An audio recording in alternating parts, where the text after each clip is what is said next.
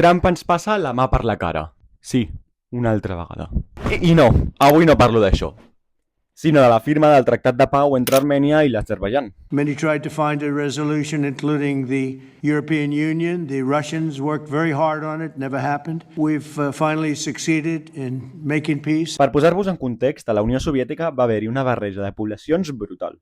Llavors, clar, a l'hora d'establir les fronteres entre les noves repúbliques van quedar coses molt estranyes. Entre d'elles, una zona amb molta població armènia que va quedar dins de l'Azerbaidjan. I vaja, així molt resumit, l'Azerbaidjan sempre ha tractat d'eliminar aquesta població armènia dins de les seves fronteres. Bé, i qui diu eliminar diu genocidar, el que ha provocat diverses confrontacions entre l'Azerbaidjan i el seu país veí. Aquest conflicte s'ha materialitzat a l'hora de tancar el corredor del Zangezur, que connectava els dos països per fer el comerç més fàcil.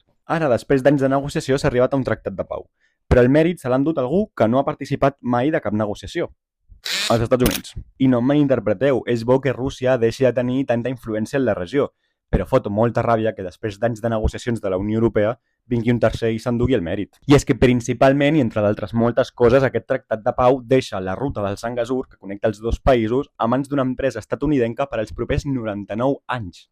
Bé, això i que la ruta passarà a anomenar-se Ruta de Trump. Populisme aquí? Jo no el veig. I això té una causa molt clara, i és que a l'hora de prendre decisions en política exterior, la Unió Europea ha d'esperar a tenir l'aprovació dels 27 estats que la conformen. Clar, i això dificulta moltíssim el procés de presa de decisions. Vaja, que no es pot tenir una negociació seriosa amb la Unió Europea sense haver d'estar esperant mesos i mesos a l'hora d'avançar en la negociació. El que necessitem són competències reals en política exterior. Unes competències que permetin a la Unió Europea prendre decisions de manera més efectiva, més ràpida i més autònoma. I el primer pas és passar de la unanimitat a la majoria qualificada, el que ens permetria deixar de banda països que abusen del seu poder de veto, com és Hongria. I abans que us tireu a sobre, sóc molt conscient que he passat molt per sobre del conflicte de l'Azerbaidjan i Armènia, però no us preocupeu perquè d'aquí poc tindreu un vídeo de molt més extens parlant d'aquest i d'altres conflictes que l'administració de Trump tracta de resoldre. Així que no us oblideu de seguir-nos tant a Inèdit com a mi per estar al dia de totes les novetats.